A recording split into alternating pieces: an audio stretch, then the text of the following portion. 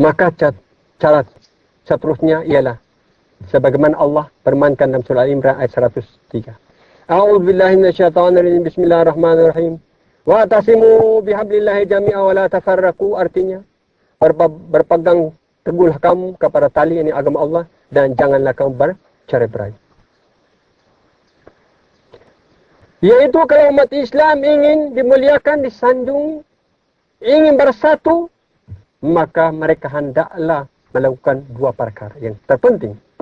Pertama, hendaklah mereka berpegang teguh dengan agama Islam dengan mengamalkan undang-undang dan peraturan Islam dalam semua aspek kehidupan mereka serta dalam pemerintahan mereka, sebagaimana Allah Ta'ala anjurkan dalam surah Al-Baqarah ayat 208. A'udzubillahi minasyaitonir rajim. Bismillahirrahmanirrahim. Ya ayyuhalladzina amanu udkhulu fi silmi kaffah wa la tattabi'u khutuwati syaitan innahu lakum aduwwun mubin. Artinya, hai orang-orang beriman, masuklah kamu ke dalam Islam secara keseluruhannya dan janganlah kamu turuti langkah-langkah syaitan. Sesungguhnya syaitan itu adalah musuh yang nyata bagi kamu. Yang kedua, tidak bercerai-berai. Yakni mereka mesti mempunyai kepahaman yang sama dalam memahami agama Islam.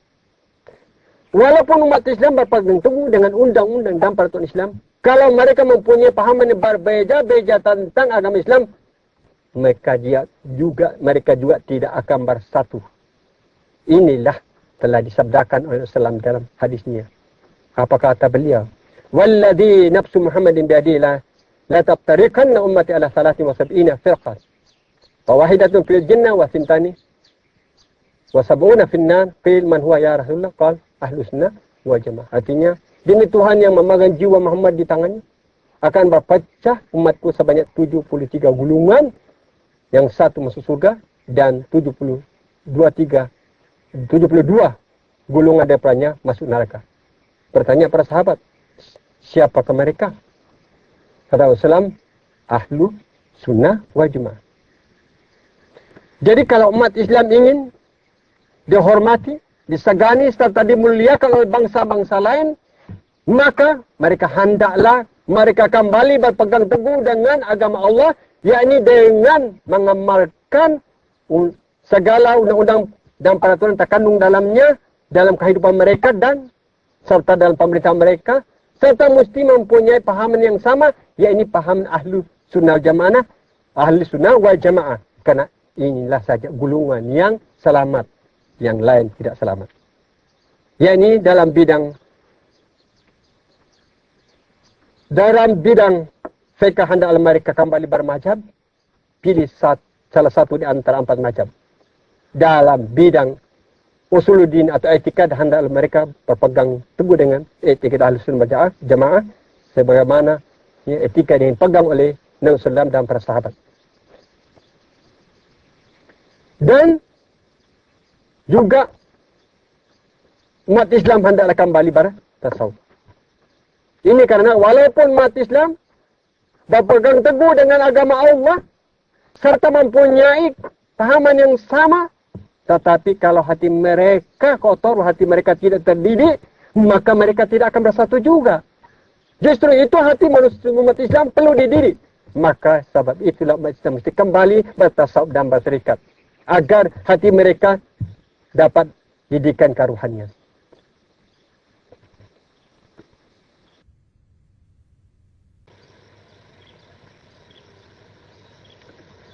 Ini kerana ilmu tasawuf ada ilmu yang menyentuh soal hati. Sedangkan hati ini adalah mengambil peranan yang penting dalam menentukan seorang itu baik atau jahat.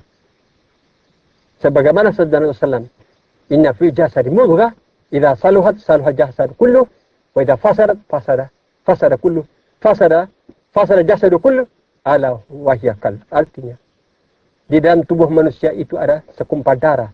Jika baik maka baiklah seluruh tubuh atau jasad, dan apabila rosak maka rosaklah seluruh jasad.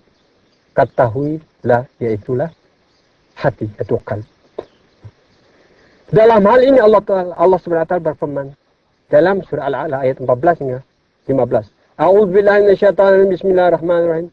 Karaplah man tazakka wa dzakara isma rabbih fasalla. Artinya, sungguhnya beruntunglah orang yang bersih, yaitu orang yang membersihkan dirinya dan yang ingat akan Tuhannya lalu ia sembahyang.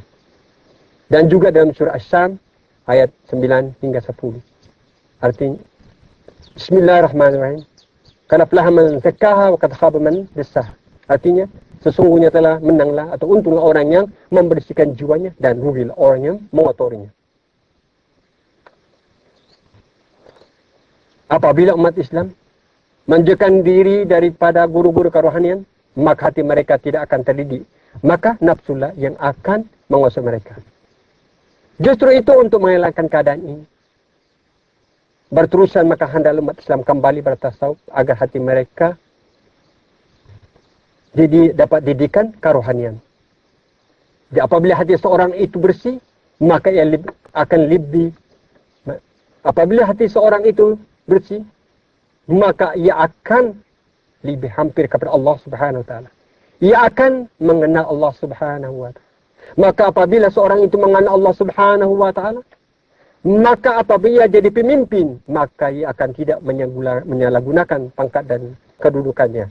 Sebaliknya ia akan menggunakan pangkat dan kedudukan harta kekayaan yang milikinya itu untuk meninggikan kalimah Allah, untuk menyebarkan agama Islam, untuk menolong orang-orang dalam kesusahan, orang-orang miskin, untuk berbuat kebajikan.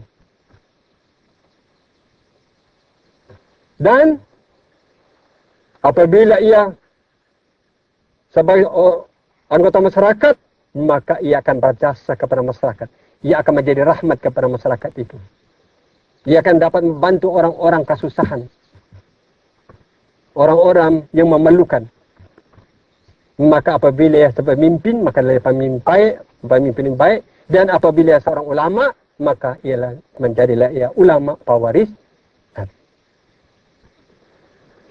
Saudara-saudara sekalian dihormati, sekali ditegaskan, kalau kita umat Islam ingin disegani, dihormati, disanjung, serta dimuliakan oleh bangsa-bangsa lain, hendaklah kita kembali berpegang teguh dengan agama Allah, dengan cara melaksanakan undang-undang dan peraturan yang terkandung dalamnya, serta kita mempunyai pahaman yang sama tentang ajaran Islam, yaitu pahaman Ahlussunnah wal Jamaah, dan kita juga hendaklah bertasawuf dan bertarikat.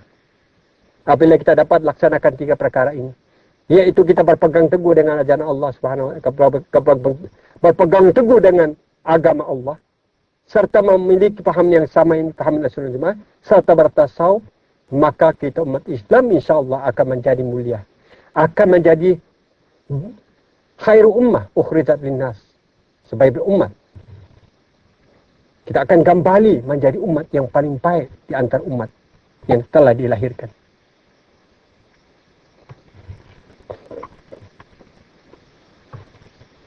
Apa yang saya sampaikan hari ini adalah merupakan kebenaran yang datang dari Allah dan Rasulnya.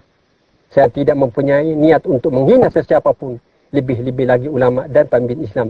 Tetapi semata-mata untuk menyadarkan umat Islam agar bangun bersama, agar bangun daripada kelalaian mereka, dan bersama-sama menegakkan kebenaran, terutama di kurun ke-15 ini, agar semua umat Islam, umat manusia selamat dunia dan akhirat.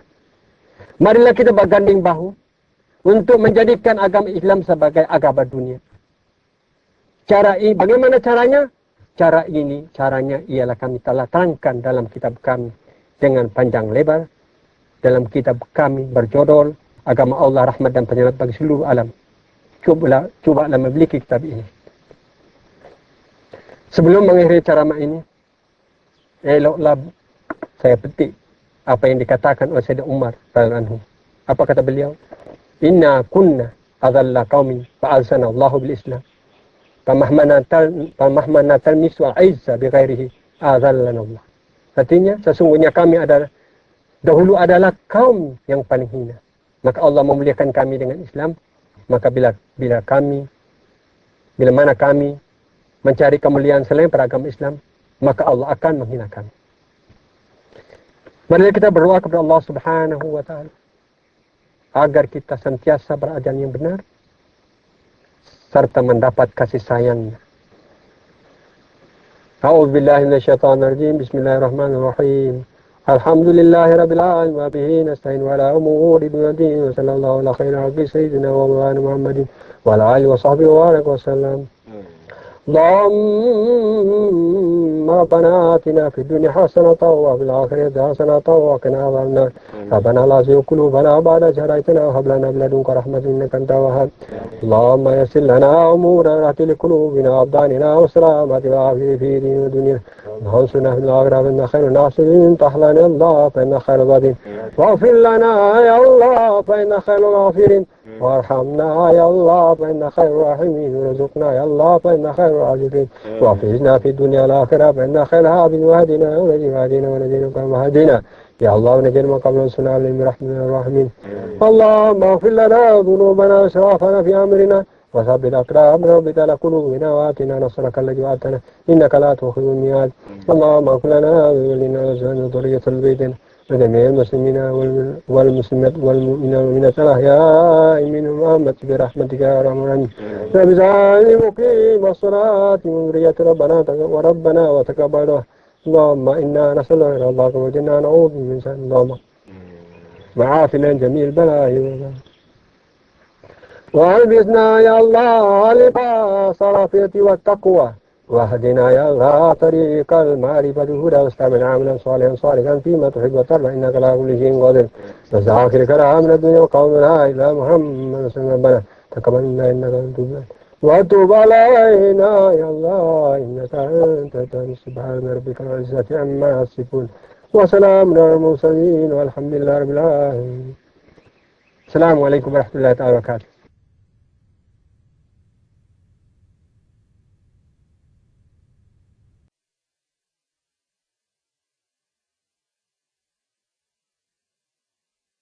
محمد باسط المعروف جامعه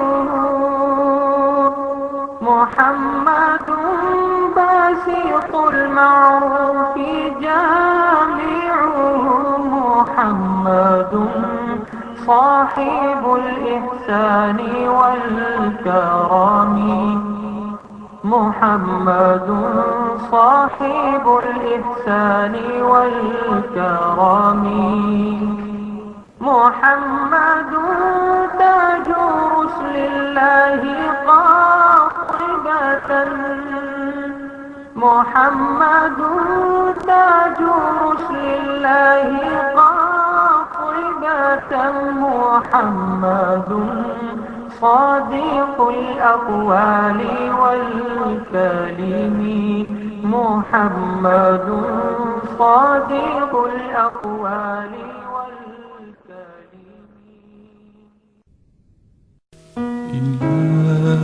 إلهي لست للفردوس أهلا